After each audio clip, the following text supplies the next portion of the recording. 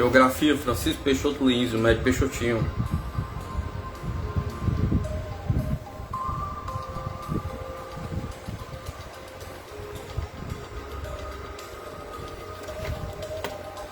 Eu já era espírita, informa Talvani Sanfim Cardoso, empresário e advogado, hoje procurador da Prefeitura de Campos e superintendente da Fundação do Desenvolvimento do Norte do Rio de Janeiro, Fundenor. Todavia não praticava, fui convocado por Peixotinho. Ainda hoje estou a postos. Aproximou-se do grupo através de seu pai, Oscar Cardoso, sua mãe, Dona Conceição Quitete Cardoso, professora. Também passou a compor a nova Casa Espírita em torno de Peixotinho. Também sua esposa, Rosa Pérez Cardoso. Mais tarde, os filhos incorporaram-se ao grupo dos trabalhadores. Um deles, hoje médico, é escritor e conferencista espírita, Gilberto Pérez Cardoso, autor do livro Na Madureza dos Tempos, com um capítulo dedicado à mediunidade de Peixotinho. O grupo Araci já pré-existia na forma do culto do Evangelho no Lar de Peixotinho e Baby, mas as sessões de materialização começaram por efeito de um chamamento de Emmanuel em visita que todo o grupo havia feito a Pedro Leopoldo. Desse contato, através de Chico Xavier, decorreu toda a terceira fase do exercício mediúnico de Peixoto. A fase campista, Talvani sempre esteve no centro das atividades nessa fase, inclusive sendo responsável pelas mais nítidas fotografias de entidades materializadas através da mediunidade de Peixotinho. Não era dada a prática de fotografias, confesso, mas uma parente em viagem pela Europa trouxe-lhe uma máquina com flash, que a espiritualidade recomendou que estivesse sempre pronto durante as reuniões para a eventualidade de ser possível fotografar alguns fenômenos. Obteve assim as fotografias que hoje ilustram as notícias sobre a mediunidade de Peixotinho. Lembra que não era fácil, não havia os recursos modernos de hoje. Quase não existia o flash eletrônico, usava-se uma lâmpada chamada ovo de pombo, feita de tungstênio por dentro, com uma massa de luz muito forte que prejudicava os espíritos. Foi grande a espera, 6 a 8 anos de reuniões todos os sábados, para 4 ou 5 fotografias no período. A prioridade sempre esteve com o tratamento das pessoas, não com os fenômenos. A falta de preocupação documental, talvez, como decorrência da prioridade ao tratamento, é também lamentada. Talvani diz ter ainda alguns registros, palestras ou ao vivo obtidos de espíritos materializados ou pelo fenômeno de voz direta. Este constante dado que era mais fácil com os espíritos e menos oneroso para o médium. As lições tinham sempre um conteúdo de grande valor doutrinário e evangélico, havendo contribuído para a elevação e harmonia do grupo de colaboradores. O grupo Araci foi construído de forma improvisada, aproveitando-se a área disponível nos fundos da residência de Peixotinho. Era imperioso começar, por isso o ambiente físico era tanto precário. O salão, que era também um auditório onde se realizava as palestras públicas, ligava-se a uma cabine maior onde ficava o médium. E esta outra menor, que servia de laboratório aos espíritos, onde eram utilizados os medicamentos e instrumentos materializados pelos próprios manifestantes. Certa vez, Talvani foi convidado, juntamente com o Dr. Albano Seixas, a apreciar a usina de radioatividade, que então estava sendo utilizada pelos espíritos. Ingressaram na cabine menor e puderam observar o processo de recomposição do corpo de Peixotinho. Ele não tinha a estatura elevada, é sábio, mas naquela oportunidade sua figura na cama, em transe mediúnico, apresentava as dimensões de uma criança. A tal usina era utilizada na tarefa de recompor o corpo do médium após os fenômenos ostensivos. O fato é que a recomposição era operada utilizando-se a matéria anímica também dos participantes, de características diferentes do ectoplasma liberado pelo médium. O equipamento trazido da espiritualidade era empregado precisamente para trabalhar essa matéria que deveria restringir-se ao corpo físico do médium. Aliás, a preocupação com a integridade física de Peixoto era uma constante. Sabia-se que, havendo quebra da harmonia do ambiente, danos muito sérios poderiam prejudicá-lo fisicamente, além de materialização de espíritos que encantavam por sua beleza e, em alguns casos, perfeição. Havia uma prodigalidade de fenômenos de efeito físico. Flores e pedras, arrancados de lugares ignotos, eram depositados no ambiente, deixado no ar um perfume de essências finíssimas. Uma bola de luz passeava pelo salão em velocidade espantosa. Era fenômeno corriqueiro, servia, segundo os espíritos, para manter o grupo de participantes coeso e atento. dado que dessa coesão e da vigília de todos, dependia o sucesso dos trabalhos. Há registros inesquecíveis conta como havido por ocasião do tratamento a que se submeteu o Dr. Albano, o médico estava com forte crise de vesícula. Fui chamado por Sheila, materializada, a acompanhar a aplicação que ele promovia no momento sobre a vesícula do assistido. Pediu-lhe que lhe apontasse o dedo indicador e nele passou uma substância fria e gelatinosa e recomendou, indicando o local preciso, que eu procurasse penetrar na região da vesícula. Há sempre uma apreensão nesses momentos, ainda que hesitante, senti que meu dedo penetrava na região abdominal do doente, até tocar a vesícula que estava em tratamento. Notável e inesquecível fenômeno, cujo registro há de servir aos estudiosos do futuro. Registra ainda, Talvani, outro fenômeno importantíssimo de transmutação celular. Seu pai foi acometido de câncer linfático, uma série de caroços nas costas, culminando com um de maior proporção debaixo do braço. Desconhecia-se a extensão do mal. Na noite do dia da operação, intervenção convencional feita na Santa Casa de Misericórdia de Campos, formaram-se dois grupos de companheiros espíritas, um no hospital e outro no Araci, com a presença do Peixotinho. Pretendia-se beneficiar o doente. Terminada a concentração, o grupo que estiveram no hospital deslocou-se até o Araci para dar notícia do assistido. Peixotinho sofria fortes dores nas costas. Deliberou-se fazer algumas massagens na região dolorida e lá estava, nas costas do médium, um traço avermelhado que recompunha a incisão cirúrgica feita no doente. A observação foi do próprio Talvani, que havia assistido à operação do pai. Passos magnéticos foram ministrados no médium, até que a mancha se dissipasse, a dor cessasse. Teria havido então um fenômeno de troca de células entre o médium, doador, e o doente receptor. A presença de Peixotinho em campo serviu também para harmonizar o movimento espírita na cidade. Havia uma certa separação entre os grupos, de tal modo que os oradores de determinadas casas não obtinham autorização para fazer palestra nas outras. Peixoto começou a aproximar os espíritas, ele mesmo saindo a visitar cada companheiro, posturando a boa convivência que ainda hoje se observa. Era assim o velho Peixoto, temperamento leve e otimista, apesar da asma que o atormentava. Temperamento de criança, assim ele é lembrado. Carona perfeito, habilitava-se sempre que podia a pequenas viagens. A condição única era a vaga num automóvel que estivesse por partir. Não interessava se para o Rio ou Macaé. Seu desejo de partir era uma daquelas fatalidades históricas da gente nordestina. Do depoimento do Dr. Talvani Sanfim Cardoso, gravado em sua residência em Campos. Ledinha. É provável que nenhum outro episódio exprima de modo tão completo a natureza e os objetivos maiores dos fenômenos de materialização ocorridos através da mediunidade de Peixotinho. Igual reflexão se aplica aos fenômenos mediúnicos patrocinados por entidades elevadas.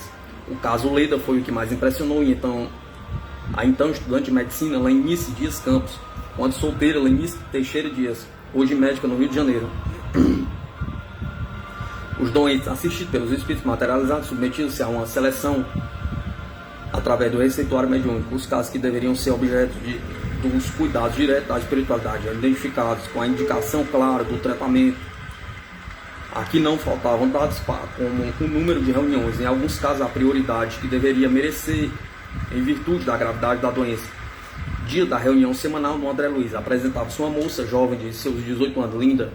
Todavia, para a então acadêmica Lenice, o diagnóstico das manchas que trazia em algumas partes visíveis de seu corpo era mais do que claro. Infelizmente tratava-se de lepra.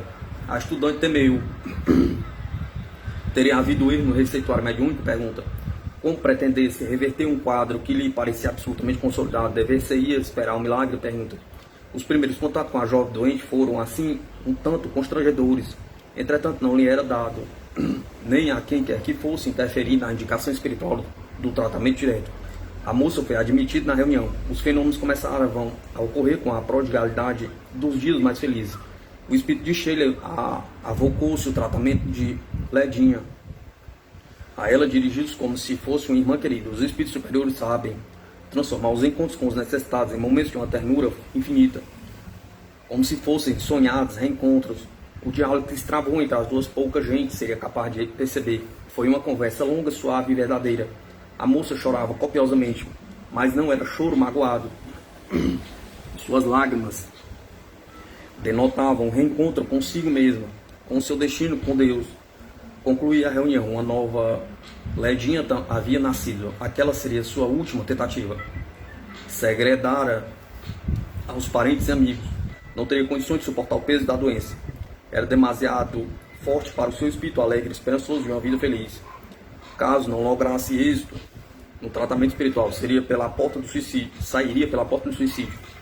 Isso já estaria decidido pela moça. Mas naquele momento, suas disposições eram outras. As palavras carinhosas do espírito haviam produzido na doente um grande despertamento da alma. Dera-se com Ledinha fenômeno semelhante ao ocorrido com as notáveis conversões do Evangelho. O Espírito lhe falara de velhos compromissos que deveriam ser resgatados, e suas palavras foram tão verdadeiras que nela puderam produzir a grande transformação. Sim, era preciso encarar a dificuldade, seria dura a sua caminhada, mas o sofrimento resignado era tudo quanto lhe faltava para atingir a felicidade durável das almas reconciliadas com a vida verdadeira. O céu não tem cor e a forma que lhe deram artistas inspirados por descrições fantasiosas. Aquele ambiente beático, povoado de arcanjos e querubins, onde canções inefáveis deleitam as almas escolhidas, pode instalar-se dentro de quatro paredes simples, onde mora a dor, mas de onde não escapa a esperança. O céu de Ledinha começaram ali, na modesta oficina de luz do grupo Espírita André Luiz. Dali mudou-se para modestos cômodos nos fundos da casa de sua família, onde passou a viver até que fosse resgatado pelas mãos veneráveis de seus protetores espirituais. De seus aposentos assistiu resignado à serena expansão da doença. Seu rosto foi perdendo a forma bela, como que for ornado pela natureza dadivosa. Suas mãos foram perdendo a beleza cultural dos primeiros tempos, com dificuldade seguravam o telefone com a qual se comunicava com o mundo. Era a voz consoladora para milhares de sofredores. Ainda hoje, uma sua discípula, vítima de artrite reumatoide, continua seu trabalho consolador, interrompido somente quando foi chamada de volta à espiritualidade. Peixotinho referia-se a Ledinha sempre com lágrimas nos olhos. Com ela esteve frequentemente, sobretudo por telefone. Um dia contava emocionado. Seu telefone toca, era Ledinha. Que bom. Como vai, minha filha? Perguntou. Vou muito bem, cada vez sabendo melhor e agradecendo a proteção divina sobre a minha modesta pessoa. Hoje descobri que ceguei completamente. A luz do dia ia já alta e eu simplesmente não mais pude percebê-la. Ceguei completamente. Então refleti mais uma vez na vontade de Deus para comigo.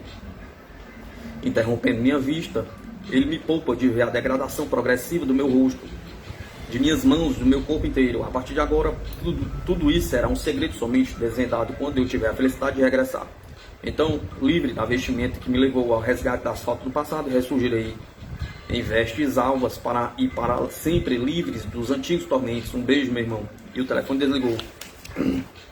Tia Carmen. Minha vida em Campos ocupa uma quadra importante da existência de minha família, constituída naturalmente de minha pessoa, do marido, companheiro fiel com quem ainda construo experiências e vivências enriquecedoras. Por graça de Deus e de meus 3 filhos, foi lá, naquela cidade do interior fluminense, que construímos o alicerce que tem servido de suporte para a nossa vida até os dias presentes e certamente para as venturas das experiências espirituais que nos aguardam por vir. A aproximação com o médico Peixotinho, pela amabilidade de sua pessoa, amena e alegre, e largueza de coração da pessoa baby, significou também uma aproximação das duas famílias. Nossos filhos passaram a ser irmãos, e foi nesse ambiente fraterno que construímos a fé espírita e nos transformamos em colaboradores da obra empreendida em torno do grupo Espírita Araci.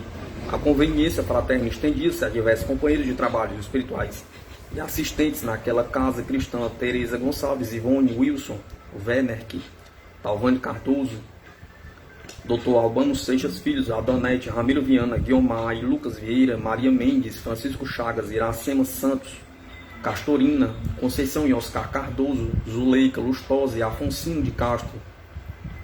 Toda essa gente passou a constituir uma família unida, condição que muito contribuiu para que o querido Peixotinho concluísse a sua tarefa mediúnica. Não bastante o paulatina agravamento de seu precário estado de saúde, considero-me privilegiada por circunstâncias de a materialização de Clarencio haver ocorrido na primeira reunião a que assisti. Foi um deslumbramento Impossível esquecer, impossível duvidar, depois de tão notável fenômeno. Coisa mais linda e indescritível. Meu embevecimento levou-me a viver nos dias seguintes, mais no plano espiritual do que na terra. Senti como que uma saudade imensa da espiritualidade, na ideia que me merecesse um convívio permanente com entidades superiores. O episódio foi saudado pelos próprios espíritos orientadores da reunião. O ambiente produzido pela concentração dos participantes encarnados havia propiciado a materialização da famosa entidade, sem que fosse necessária a cortina protetora geralmente utilizada nessas ocasiões excepcionais. Lembra-me bem, ele era baixinho, trazia na mão um cajado luminoso e sua mensagem ficou gravada em nossa mente como uma das mais bonitas lições de amor já transmitidas pela espiritualidade em qualquer tempo. Lastimável até pela surpresa do fenômeno, não houve registro escrito daquela mensagem. Quanto às curas produzidas por interferência dos espíritos sempre materializados, como se estivesse vestido de luz longa, é a relação. Retratá-las aqui fora de registro sistemático, com a própria simplicidade do médium, evitou. Seria ocioso e talvez pudesse parecer repetitivo. Todavia, alguns casos ficaram gravados em minha mente. 3 ou 4 excepcionais, segundo minha maneira de observar as coisas, mereciam destaque em qualquer depoimento de companheiros nossos. O caso de Emília, uma sobrinha de Peixotinho, filha de um seu primo conhecido como Peixotão e residente na cidade de Macaé, deveria figurar nesse relato. Era uma moça de saúde precária, mas apresentava naquele momento problemas que estavam resistindo aos tratamentos convencionais. Lembra-me de uma das aplicações recebidas pela moça. O espírito Sheila encarregou-se do tratamento. Os espíritos chegaram a utilizar equipamentos como sondas, sobretudo no tratamento de um problema na garganta da doente. Teresa Gonçalves foi outro caso que ficou em minha mente. Segundo diagnósticos médicos, tinha entupimento da válvula mitral. No dia do tratamento, a situação da doente era melindrosa. Segundo as pessoas entendidas, não deveria resistir por muito tempo. Trazia as extremidades roxas, lábios, ponta dos dedos. Foi chamado por Sheila, totalmente materializado, para ajudá-la. Pegou-me no braço, pedindo que segurasse um aparelho que trazia nas mãos. Por não me sentir à vontade, alegando não entender de medicina, sugeri que convocasse a ajuda do Dr. Albano Seixas, médico presente à reunião. Ela me atendeu e chamou o Dr. Albano. Foi igualmente um longo tratamento. Com consequência, Teresa praticamente revitalizou-se. No final dos trabalhos estava ótima, a cor natural e perfeitamente equilibrada. Houve outros casos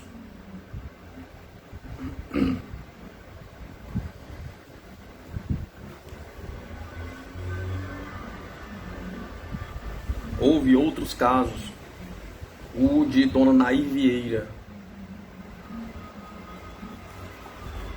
o da moça chamada Lessie, doente dos rins. Esta veio nos braços dos parentes para a reunião, saiu inteiramente curada, com uma só reunião. Mais uma referência não posso deixar de fazer, é sobre um menino do Rio Bonito, cidade à margem da estrada Campos, Rio de Janeiro. O menino havia posto um parafuso, não sei se na boca ou no nariz. O certo é que a peça foi parar num dos pulmões da criança, de aparentes 5 anos de idade. A família, aflita, havia recorrido aos médicos de todos, recebendo a notícia de que se tratava de um mal inoperável. Dadas as circunstâncias em que se encontrava o parafuso no organismo da criança, os pais recorreram ao Araci através do próprio Peixotinho. Foi feita uma consulta espiritual, havendo recomendação de intervenção na reunião de tratamento. O menino chegou pouco antes de começar os trabalhos daquela noite memorável, entre tantas outras. A mãe, amedrontada, negou-se a entrar no recinto da reunião. Confiada a criança aos cuidados dos assistentes habituais, encarregou-se da tarefa de retirada do parafuso o espírito Dr. Bezerra de Menezes, primeira e única vez materializado, juntamente com Sheila, os dois nitidamente colocados, um ao lado do outro. O menino chorava, até porque a cena lhe devia parecer insólita. Os espíritos puseram uma espécie de toalha luminosa nas costas da criança e operaram a desmaterialização do parafuso,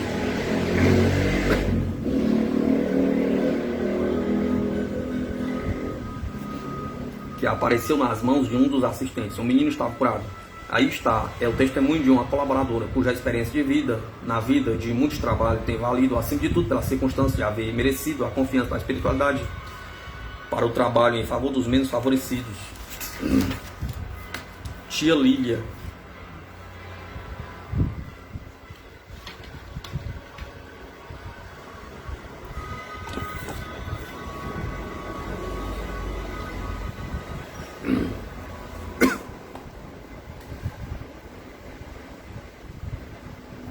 Conheci Peixotinho por intermédio de Chico Xavier, a quem procurei em Pedro Leopoldo em busca de orientação para minha mediunidade.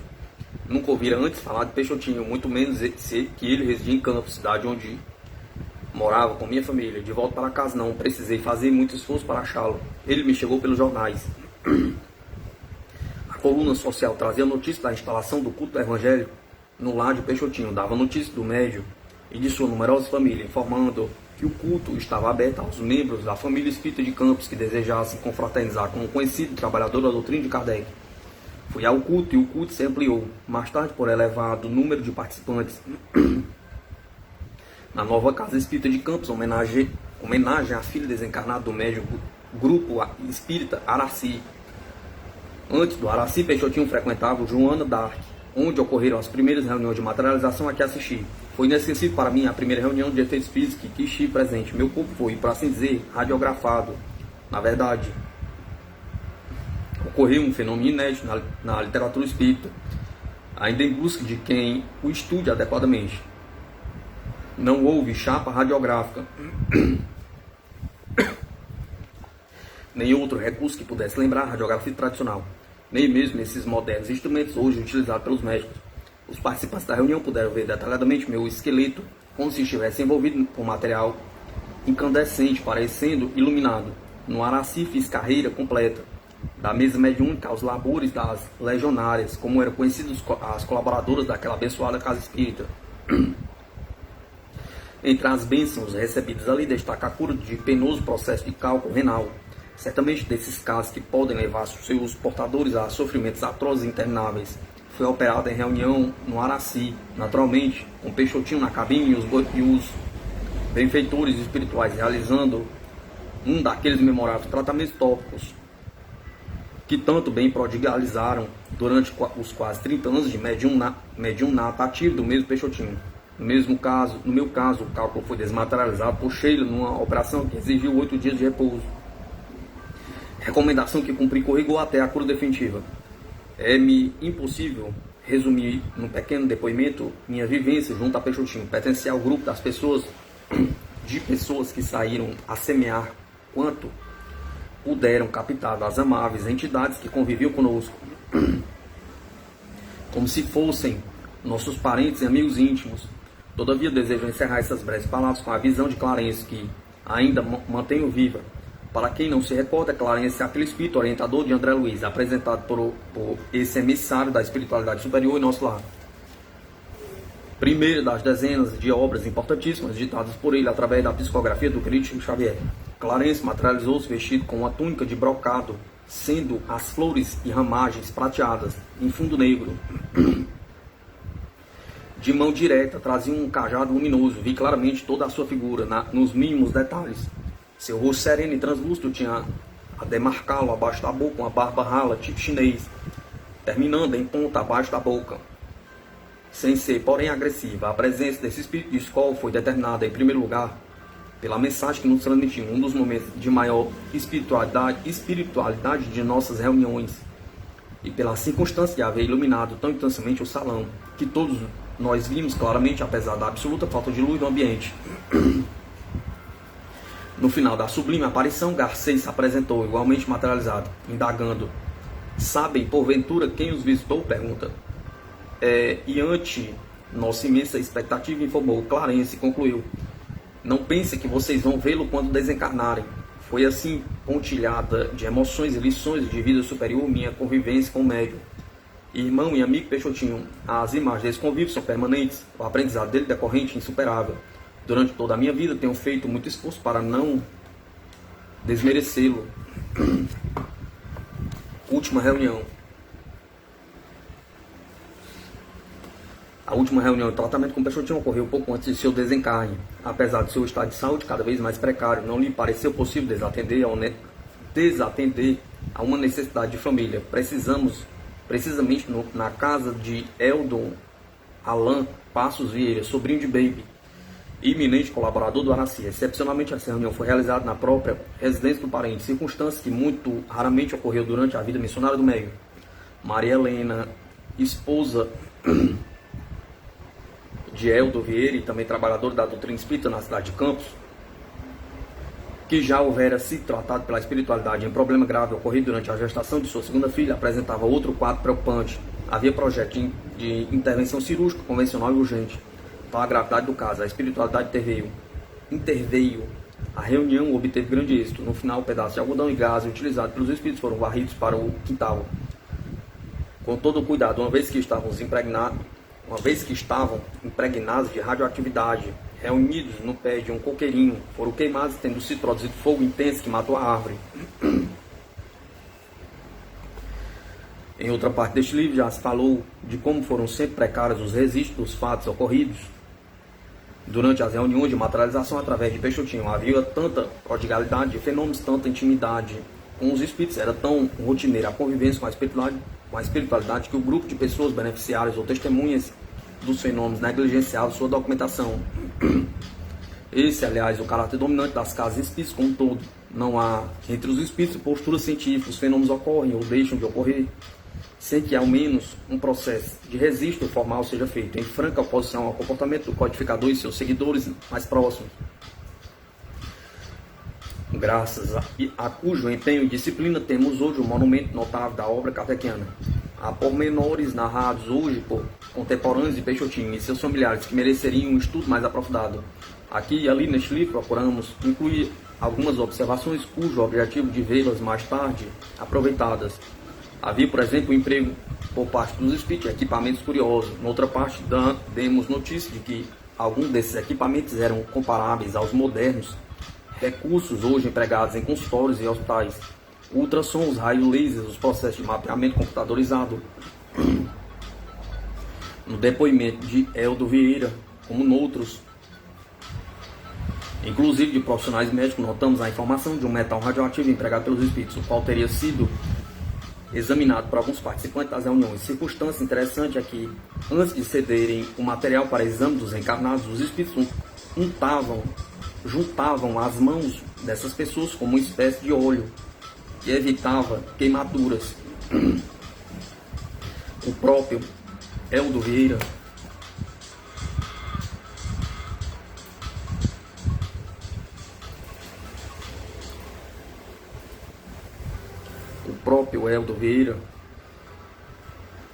em certo tempo teria apresentado sintomas de tuberculose, segundo o diagnóstico de médicos.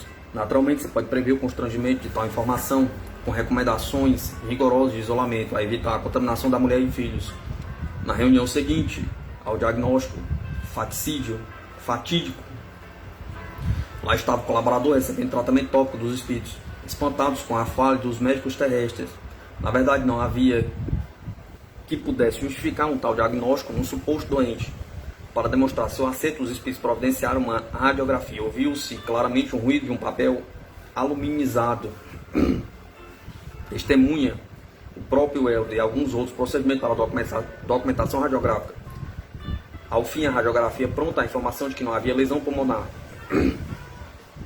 O desencarne prematuro do grande médium interrompeu a corrente luminosa que descia da espiritualidade e aureolava entidades que se deixavam tocar, operavam, moldavam suas mãos e pés em parafina fervente, construíam painéis e cascatas luminosas, utilizavam a voz direta para mensagem de grande impacto, compunham hinos para as respectivas partituras, pintavam e, acima de tudo, distribuíam consolações e esperança.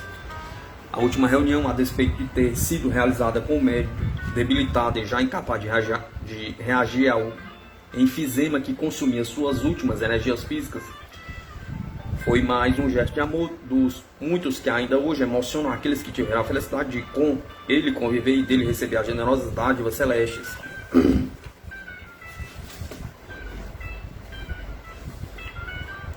Construção de uma vida. O cortejo enfrentava o pavimento irregular das ruas de Campos, em demanda do cemitério do Caju. Poucas vezes a cidade assistira a tão generosa demonstração de solidariedade.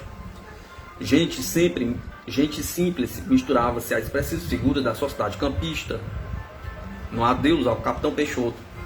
Para trás ficava a Miguel Heredia, o grupo espírita-araci, cenários próximos de uma jornada que se encerrava aos 60 anos de idade. A família, Baby, a matriarca, que dosava amor e energia com o equilíbrio dos justos, 8 dos 9 filhos do casal, centenas de outros rebentos da alma, entre órfãos do pai, protetor e amigo. Casa sempre cheia, havia lugar para todos, pobres e ricos, personalidades do mundo espírita deserdados em busca de onde lhe fosse possível repousar o corpo atormentado. Os espíritas, a quem legava o recém-desencarnado um acervo até hoje não devidamente mensurado, fidelidade, sacrifício, amor, exemplo dos filhos somente. Gilbert acompanhava o cortejo. A despedida se dera em casa como se o pai e esposa estivessem partindo para uma de suas humildes viagens ao norte, Fortaleza, Recife, Salvador, por ele visitados em busca de alimentar e exprimir afetos. Uma das filhas, sensibilidade à flor da pele, começará a experimentar a emoção forte que poderia desabar em ataque nervoso, sentimento de perda irreparável. O pai, que se ausentava definitivamente ante a iminência da explosão nervosa, ele, Peixotinho, que em espírito a tudo assistia, surgiu diante da filha dominada pelo pranto, consolando-a com a última lição: minha filha, cuidado, não destrua em um minuto o que o seu pai construiu durante toda a vida. Era o dia 16 de junho de 1966. Entardecia em Campos, quando o povo descia à sepultura. Em volta, legionários do Araci entoavam o hino do entardecer. Logo, logo a cidade mergulharia na noite. Noite longa do inverno fluminense. Noite de junho, mês de noctivagos, segundo testemunho de um dos seus poetas. Amparado por amigos espirituais, Peixoto visitava a filha, que não pudera testemunhar pessoalmente os acontecimentos do dia, pelo fato de residir distante. Mostrava-se exausto. Tinha sido longo o sofrimento final, uma noite inteira de espinéia até o último suspiro, às 6 da manhã. Uma chuva de pétalas da cor do sol tocava de leve o corpo perispiritual do trabalhador que regressava à casa do pai. Processo de liberação ectoplasmática, materialização parcial do espírito de Dona Maria Gonçalves Duarte, que em vida fora esposo do conferencista espírita português Isidoro Duarte Santos.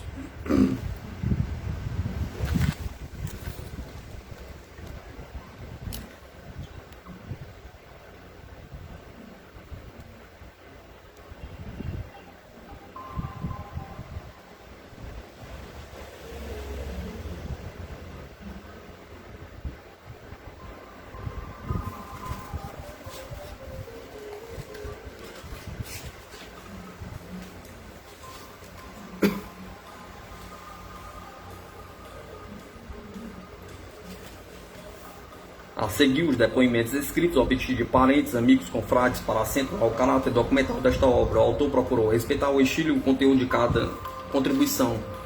O importante na mediunidade de Peixotinho era a autenticidade, como se manifestavam os fenômenos. Depoimento do professor Pierre Ribeiro. Autenticidade. O importante na mediunidade de Peixotinho era a autenticidade com que se manifestavam os fenômenos. Foram os espíritos que revelaram a sua faculdade de efeitos físicos, que ele era vidente, os fenômenos o atestavam, mas com relação aos efeitos físicos, os espíritos a revelaram, aconselhavam que nos reuníssemos com insistência e necessário preparo que a faculdade surgiria.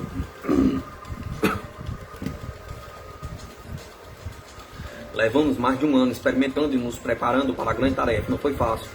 Os obstáculos quase sempre antepunham as nossas pretensões. A falta de nosso preparo espiritual e a enfermidade do médium foram os dois maiores obstáculos. Assim, atendendo às orientações que nos davam os espíritos, começamos a nos reunir em horário certo, às terças-feiras e sábados, a partir das 8 horas, a partir das 20 horas. Meia hora depois de iniciada a reunião, quase sempre recebemos uma mensagem. Mais de um ano permanecemos na expectativa, sem que nenhum fenômeno de efeito físico se produzisse. As entidades prescreviam a abstenção de qualquer vício e recomendavam evitássemos o uso de carne na alimentação. Aconselhávamos os amigos da espiritualidade que deveríamos dar maior finalidade à reunião. Foi assim que as curas começaram a ocorrer, antecipando-se aos fenômenos de materialização. Com tão nobre finalidade, as reuniões passaram a contar com a assistência de espíritos de maior expressão. E isso seria um meio de as tornarmos sérias, evitando inclusive a curiosidade. Diziam os espíritos que teríamos, antes de tomar chá de banco, antes de tomar chá de banco, como apelidava as reuniões isentas da presença de fenômenos de efeitos aparentes. O longo período de preparação destinava-se a disciplinar os colaboradores e educá-los no sentido de que evitassem vícios comprometedores. Desses cuidados não se excluía sequer a figura do médico, que jovem ainda fazia uso de seus aperitivos. Além do mais, era asmático, doença kármica que não o abandonou durante as crises mais severas para amenizar a tosse que o martirizava e o impossibilitava de desempenhar adequadamente até mesmo suas obrigações profissionais. Peixotinho fazia uso de uma medicação chamada pó indiano. A aspiração da fumaça produzida por essa medicação, entretanto, era uma fumaça de 2 gumes. De um lado amenizava as crises, do outro causava graves danos ao seu organismo e ainda corria o risco de causar-lhe dependência. Daí a preocupação dos espíritos. Fenômenos a certa altura, os fenômenos de efeito físico começaram a despontar, apesar dos obstáculos. Algumas curas eram realizadas, ainda com restrições. Os orientadores espirituais insistiam no seu propósito de disciplinar o grupo e o médico, naturalmente sempre cauteloso, pois não costumam interferir no nosso livre-arbítrio. Ainda assim, algumas entidades velaram-se de meios, digamos, mais drásticos. Num desses casos, lembra-nos da interferência de um espírito de nome Alaide, que teria sido enviado namorado do médium.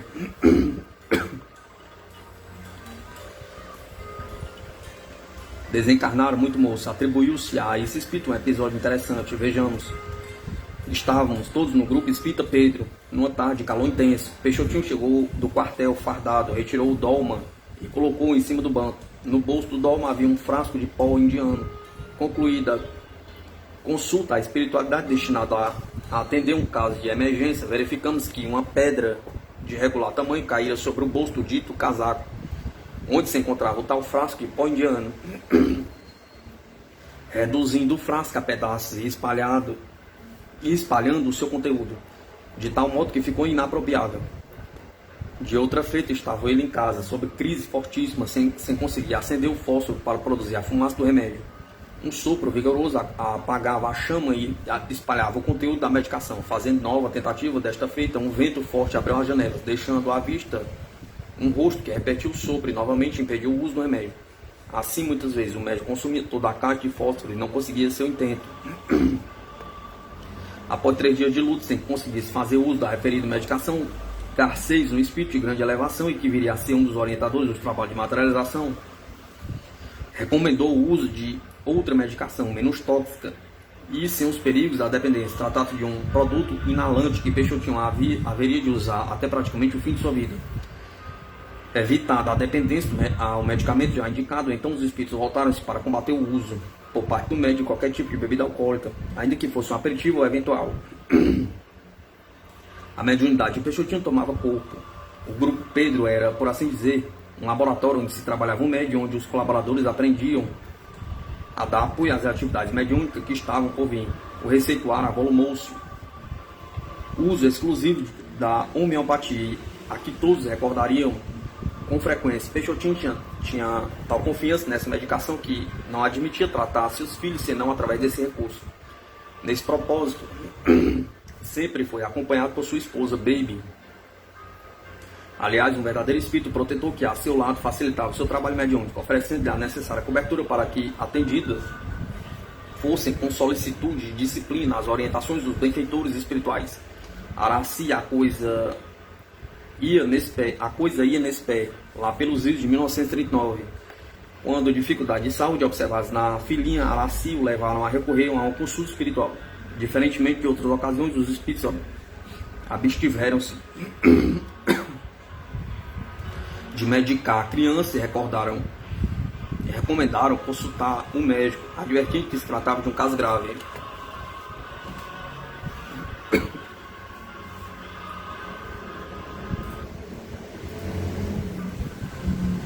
Imediatamente foi consultado o Dr. Napoleão Teixeira, médico do Forte Marechal Hermes, onde era lotado Peixotinho como militar. O médico examinou a criança, nada achou que lhe sugerisse as apreensões manifestadas pela espiritualidade. Tratava-se de uma gripe passageira. Prescreveu uma medicação alopática e, sabendo da confiança do médico na homeopatia, sobretudo quando prescrita pelos espíritos. Encarregou um soldado enfermeiro de acompanhar a doente, com expressa recomendação de ministrar-lhe com rigor a medicação recomendada. Mas os remédios indicados pelo médico e aplicados com todo o empenho pelo referido soldado, Nelson era seu nome, não surtiam o efeito desejado. A criança definhava. Uma semana depois, o mesmo médico procurava Peixotinho para confessar-lhe que os espíritos tinham razão. A criança apresentava um quadro clínico irreversível. Não deveria resistir, apesar das dosagens maciças da medicação cuidadosamente prescrita e ministrada.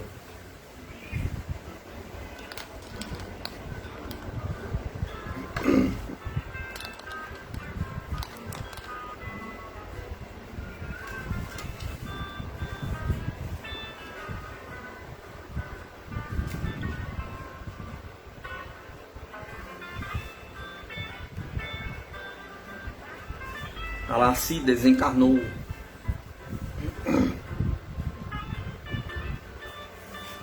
Não é preciso dizer que Peixotinho tinha loucura pela criança.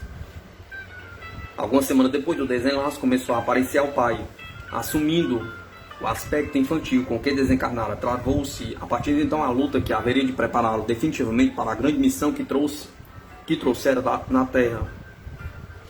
Araci, um espírito, transformou-se no seu anjo da guarda, acompanhava-o a todos os passeios, a qualquer gesto seu que denotasse disposição ou desejo de ingerir qualquer bebida alcoólica. Ela lhe acenava a cabecinha negativamente, com tal insistência, com tal doçura, que enternecia o coração do pai e o levava a desistir de qualquer tentativa de fugir da rigorosa linha de conduta que sua tarefa lhe impunha. Afinal, essa abnegação e espírito conseguiu seu intento. O médium estava preparado para o cumprimento da missão. O grande laboratório produzia efeito. A partir de então, não mais se interromperam os trabalhos de Curiel e os notáveis fenômenos de materialização luminosa passaram a ser uma rotina no Grupo Pedro, mais tarde no André Luiz, depois em Campos, na Casa Espírita, que afinal homenageava Araci.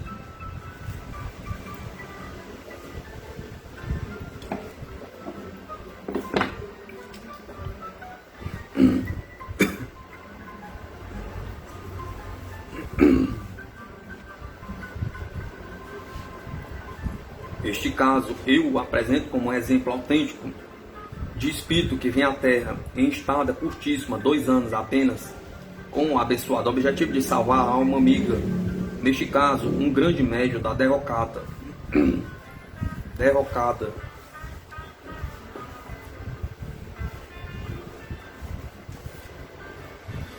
Carreira ameaçada.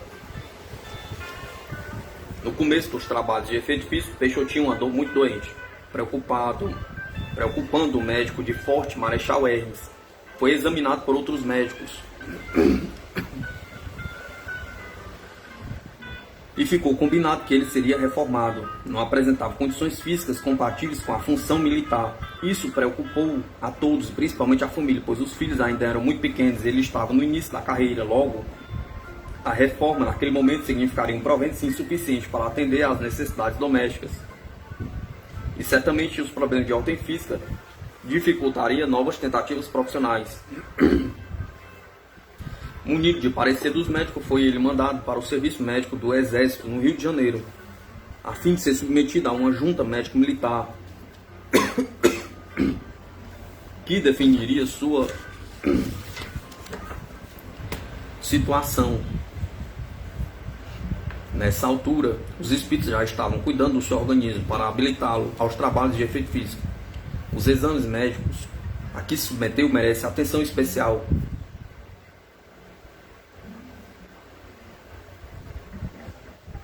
Mereceram atenção especial dos espíritos, e apesar de a junta médica haver constatado lesão cardíaca, os exames laboratoriais não confirmaram o diagnóstico.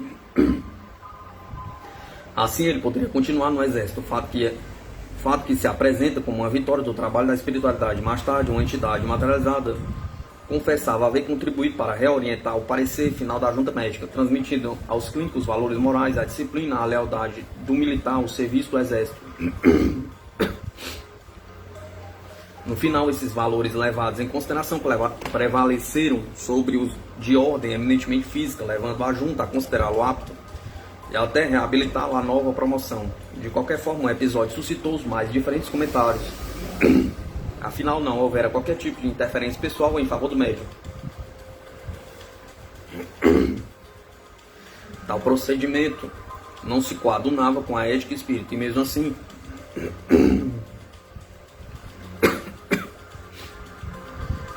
Peixotinho sai vitorioso dessa batalha, a batalha de sua sobrevivência. Lembrava-me um comentário da época atribuído ao oficial comandante. Um filho de ministro não teria conseguido essa façanha. Vidência. Peixotinho era vidente, não tinha simplesmente vidências. Sua mediunidade era de espontaneidade ímpar. Frequentemente fingia não estar vendo os espíritos, precisamente para não despertar a atenção destes. Certa vez, comentando o assunto, pedi-lhe que me informasse sobre o último episódio desse tipo, e ele me narrou que, no dia anterior, trabalhando no forte, recebera a ordem de comandante para responder um ofício, sem especificar onde se encontrava o tal expediente. Disseram-lhe apenas que se encontrava em uma determinada gaveta de arquivo, não estava no lugar indicado, nem em outro qualquer. Aconteceu que, entre os convivas espirituais do quartel havia um ex-sargento não convencido de sua morte, que por isso teimava em não abandonar o local de trabalho. E desse companheiro invisível para os outros, Peixotinho terminou recebendo a informação do lugar exato onde estava o tal ofício. Dei-me por desentendido, continuou o Peixotinho, mas fui ao local indicado e encontrei o papel, e nesse momento o espírito falou. Fingiu que não me viu, mas foi apanhar o ofício, não é, seu maroto? O telegrama. Era intensa a comunicação de Peixotinho com os espíritos. Transferido para o sul do país, ocorreu que não seria possível, no momento, levar consigo a família.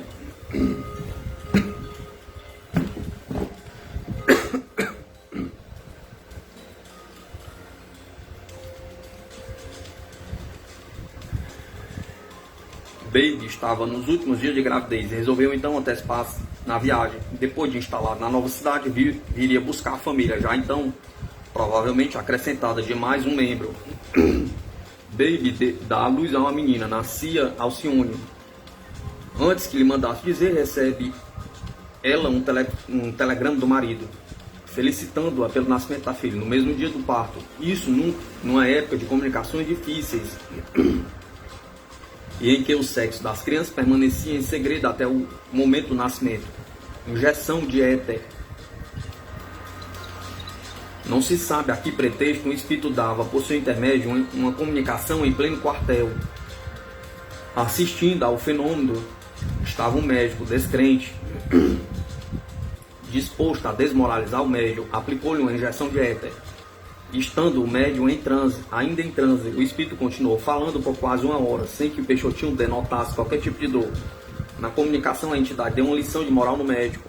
Quando anunciou sua saída, isto é, que deixaria o médium, advertiu o doutor, dizendo-lhe que se arranjasse sozinho para retirar a dor que o médium passaria a sentir tão logo se ausentasse o espírito. Assim aconteceu. Foi um momento de sofrimento físico para Peixotinho. Desculpando-se como pode, o médico procurou suprimir-lhe a dor insuportável da forma como lhe foi possível. Boa memória. Frequentemente os espíritos faziam suas pregações por intermédio de Peixotinho, citando passagens bíblicas com menção do autor, capítulo e versículo.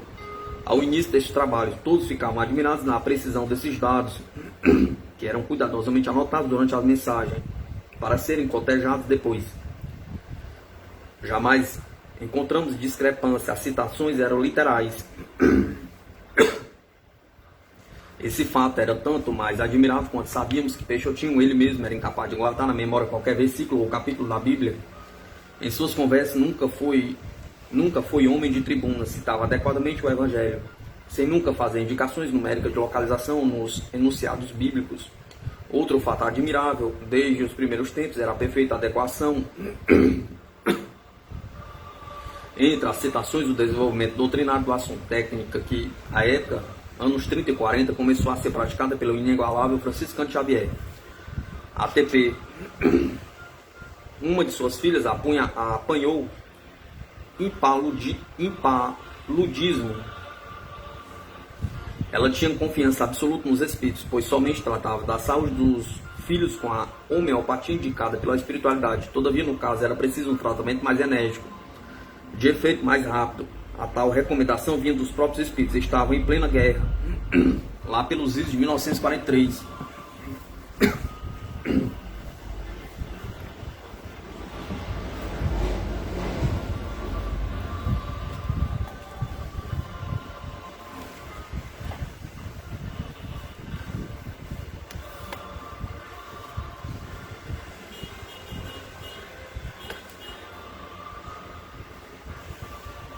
Naquela época era verde um produto alemão denominado ATP. Não havia no Brasil tal remédio, seria impossível consegui-lo pelas dificuldades ocasionadas pela guerra. O Brasil, inclusive, entre os aliados contra a Alemanha. Os espíritos amigos prometeram arranjar algumas drágueas do remédio. No dia seguinte, ao dar a promessa, ao amanhecer, Baby, esposa do médium, encontrou as drágueas sobre um móvel do quarto do casal. A medicação foi aplicada e a menina sarou. Parte da medicação foi utilizada em favor de outra pessoa também infectada pela doença. O sonho.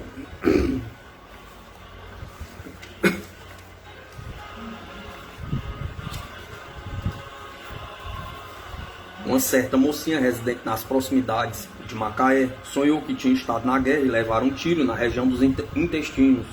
Amanheceu lavada de sangue. Os pais chamaram os médicos e estes, depois dos exames, diagnosticaram uma forte intoxicação intestinal. A parte da enfermidade física, a criança sentiu-se muito perturbada. Esse fato levou seus pais a procurar o Grupo Pedro. Consultada a espiritualidade através de Peixotinho, houve referência à gravidade do acontecimento. Ocorrera de fato um fenômeno de efeito físico. Durante o sono, a moça foi transportada em espírito por entidades obsessoras ao palco da guerra, e a agressão com que havia sonhado de fato teria ocorrido. Não se pode fazer em benefício da moça, que desencarnou vítima do problema alguns dias depois. O presente caso teve repercussão na imprensa da época, inclusive com registro do confrade Henrique Magalhães. Um caso pitoresco. Peixotinho foi transferido para o Rio de Janeiro e lá passou a colaborar com um grupo de espíritas que se reuniam em instalações de um escritório comercial, a rua Moncorvo Filho, sede provisória do então recém-fundado Grupo Espírita André Luiz. O escritório pertencia ao confrade espírita Jacques Aboab. Ali, igualmente, começaram as primeiras materializações no Rio de Janeiro, sempre com muitas curas, e a notícia corria o mundo. Certo dia, estando ele, Peixotinho, no quartel em serviço, foi acometido de fortíssima crise de asma. Solicito um colega de trabalho dele, se aproximou e indicou o endereço da Moncorvo Filho. Curas milagrosas estariam ali se registrando. Por que não recorrer à ajuda dos espíritos? Pergunta. Mal refeito da crise, Peixotinho confessou: eu conheço, por modéstia ou acanhamento, deixou de declinar o nome do médium. Simultaneidade.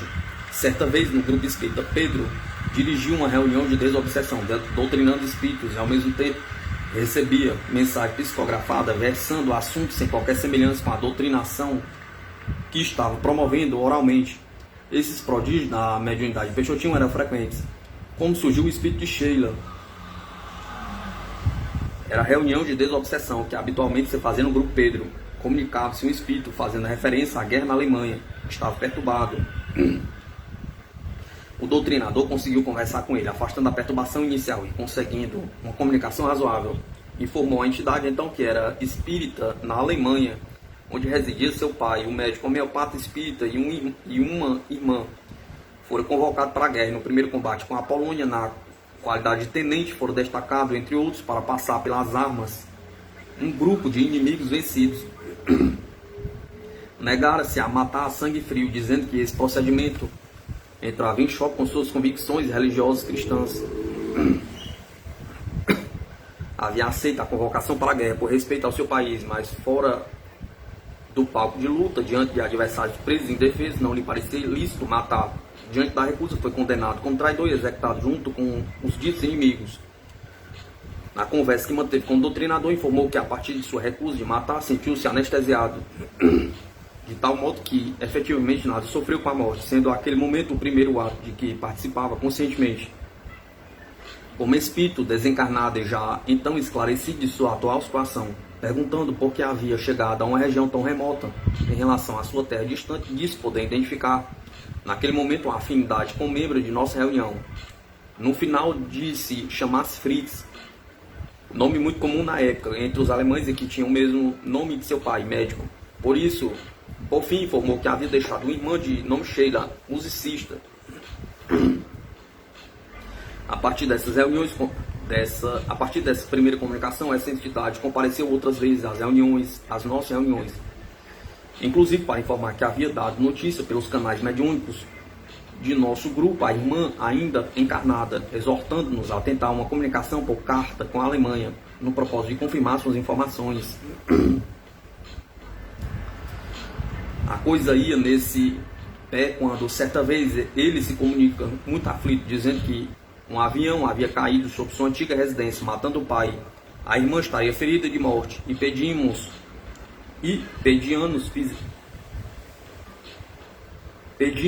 fizéssemos uma reunião de tratamento para auxílio no processo de desencarne da mesma. Assim foi feito, havendo a notícia de que o desencarne se operara.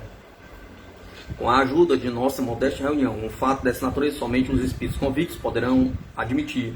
Trata-se de um assunto surrealista para a maioria dos homens. Mas o certo é que, tempos depois, materializados de corpo inteiro em nossa reunião, um espírito de extraordinário fulgor, cabelos que se alongavam em tranças repousadas sobre o colo.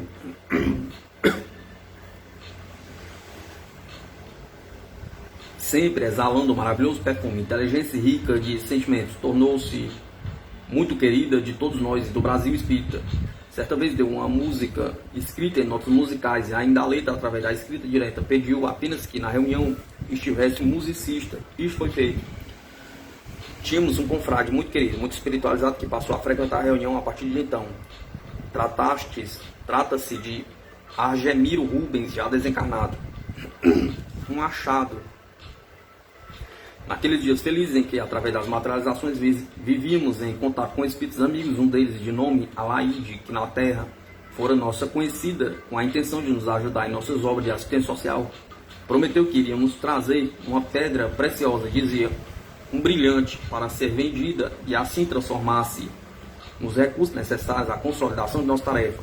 A intenção era ótima, tudo preparado, o médio era em condições e afinal o espírito trouxe a pedra. Mas para nossa tristeza, depois da grande euforia inicial, principalmente o companheiro de nome Garcia, o mais animado de todos, o espírito amigo, trouxe uma pedra destituída de valor. Não faltaram os cuidados de submeter a tal pedra a exames de peritos, nada além de cascalho de ouro preto, sem qualquer valor comercial, era o laudo técnico.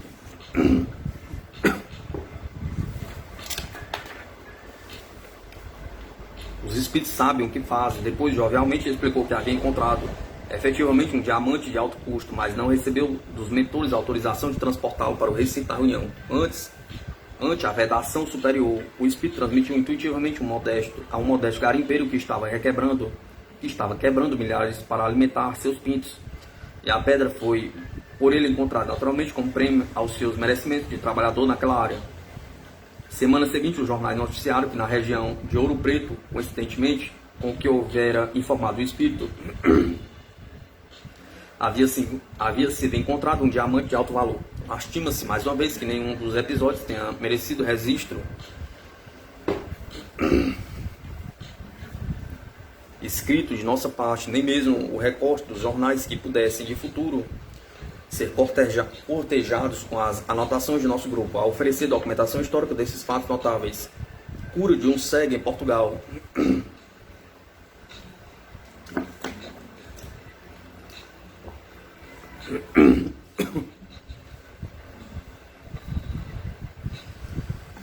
Uma das reuniões rotineiras do Grupo Pedro, nossos irmãos da espiritualidade incumbidos na direção dos trabalhos pediram grande concentração de nossa parte e que vibrássemos bastante, porque naquela noite iriam curar um cego de 20 anos de cegueira. Concluídos os trabalhos, veio da espiritualidade a notícia de que a tarefa havia sido cumprida exitosamente. Daí a uma semana, os jornais do Rio davam notícia de que um cego, nas condições descritas, havia sido curado milagrosamente numa cidade portuguesa que mencionava. A cura se havia observado à noite, enquanto o doente dormia, e ao despertar no dia seguinte, anunciou feliz que estava curado. A coincidência dos fatos deu-nos a certeza de que a cura se deu por ação dos espíritos. Estes, porém, recomendaram que nenhum comentário deveria ser feito sobre o assunto, dentro da filosofia preconizada por Jesus de não alardear-se o bem que se promova.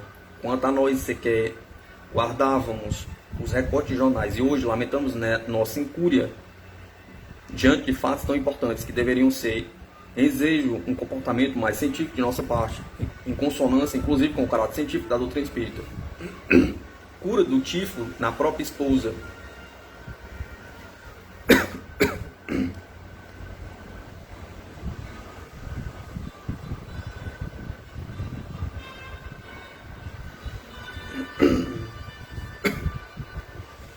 Baby, esposa de Peixotinho, certa vez foi considerada pré-tuberculosa em face de uma fraqueza que apanhou em decorrência de sua luta. Foi mandada para Glicério, região montanhosa de clima saudável. Lá, ela contraiu febre tifoide, com todas as características da doença. Trazida de volta a Macaé, foi submetida a tratamento homeopático. A saúde pública soube do fato e então veio ao nosso encontro e, por intermédio do seu corpo médico, submeteu o sangue da paciente a exame de laboratório. Deu negativo, surpresa para todos. A espiritualidade interveio, houvera influência espiritual na ocultação dos indícios da doença do exame promovido. Havia por parte dos espíritos, tanto quanto da nossa parte, igualmente a consciência de que o tratamento homeopático recomendado espiritualmente era eficaz. E a cura efetivamente se operou, sem qualquer intervenção da medicação ou cuidados terapêuticos estranhos à orientação espiritual. Farmácia homeopática. O grupo espírita Pedro mantém ainda hoje uma farmácia homeopática. Temos 700 títulos de homeopatias, todos originariamente revelados pelos espíritos através de Peixotinho. Esse é um capítulo que merecia estudo mais aprofundado pelo seu pioneirismo no Brasil. Jamais os espíritos receitaram uma homeopatia desconhecida entre nós, que não existisse de fato. E todo o estoque ainda hoje ativo foi construído a partir dos espíritos, à medida que as receitas se sucediam. Retrato de espíritos. Deixamos na cabine, atendendo à orientação da espiritualidade, folha de papel, cartonado e dráguias de tinta de cores diversas, um copo d'água e pequeno pincel. No escuro, os espíritos desenharam o retrato do Dr. Júlio Olivier, desencarnado havia mais de 20 anos. O retrato era cópia fiel do antigo e conhecido médico. Por essa mesma via foi obtido o retrato de José Grosso, com os olhos vazados. A história desse espírito, obtida através de revelações mediúnicas, revela que em sua última existência foi assassinado e o corpo abandonado numa mata. Depois de lhe terem vazado os olhos, ambos os retratos foram feitos pelo espírito de Tongo, cuja última encarnação se deu no Japão. Lesão cardíaca. Hoje reside em Macaé o engenheiro eletricista Dr. Márcio da Silva Marques, que na mocidade era portador de uma lesão cardíaca diagnosticada pelos médicos. Proibido de jogar futebol e, naturalmente, de outros esforços físicos, recorreu às reuniões de Peixotinho e foi curado completamente do referido mal. Trata-se de caso de cura comprovada que pode ser testemunhado por qualquer pessoa. Outra cura de fácil comprovação. Um médico de Macaé, depois de uma noitada de carnaval, traído pelo sono, perfurou a bexiga de um paciente durante um parto muito difícil. A paciente, em apreço, ficou sem poder fazer a micção normalmente, por esse rompimento que não permitiu o acúmulo de urina na bexiga. Após o acidente operatório, o médico marcou a intervenção cirúrgica reparadora para daí a um mês. Todavia, sentindo-se cada vez pior, a paciente recorreu às reuniões de tratamento do grupo Pedro e foi inteiramente curada. Ainda hoje essa pessoa é viva. Depois desse episódio teve ainda vários filhos. Nem por isso tornou-se espírita, continuando na fé religiosa de seus pais. Por descrição, deixando de citar seu nome.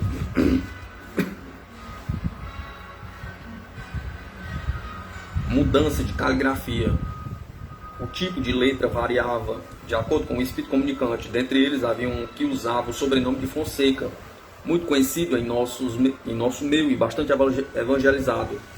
Escrevia sempre utilizando letra de forma de imprensa e se caracterizava por esse tipo de escrita. O interessante neste caso é que, transmitindo mensagem psicográfica através de uma médium mulher de letra marcadamente feminina. Esse mesmo espírito conservou o tipo de letra que utilizava na escrita direta, comprovando a autenticidade do fenômeno. Homeopatia. O Dr. Júlio Oliver, médico já retratado nesse depoimento, conquistou a amizade e respeito dos macaenses por seu espírito de renúncia. Ele frequentava como espírito nossas reuniões de tratamento, compondo a equipe de socorristas espirituais. Nessa oportunidade, revela-nos cursos médicos avançados que frequentava na espiritualidade. E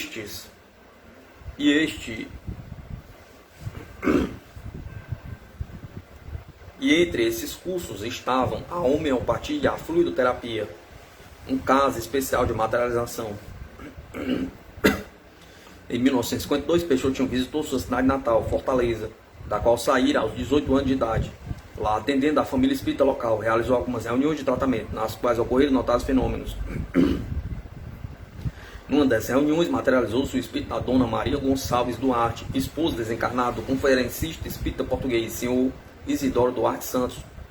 Foi autorizada a fotografia dessa experiência, resultando daí que, identificada a senhora, remeteu-se a cópia da foto para o seu esposo em Portugal.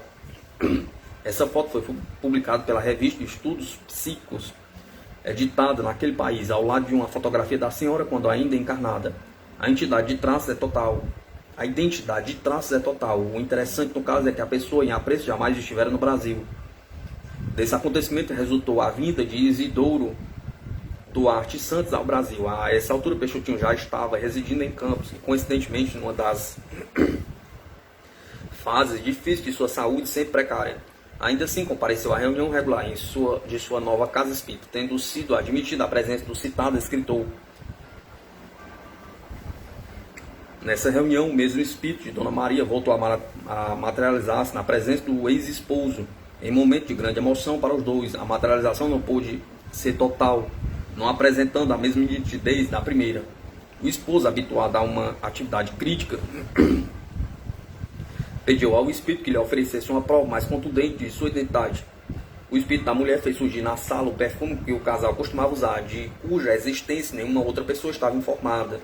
A materialização desse espírito está informada no trabalho Espiritismo no Brasil, volume 1, página 84, de autoria do mesmo Isidoro Duarte Santos. O livro não faz menção ao segundo episódio. Biografia de Francisco Peixoto Lins.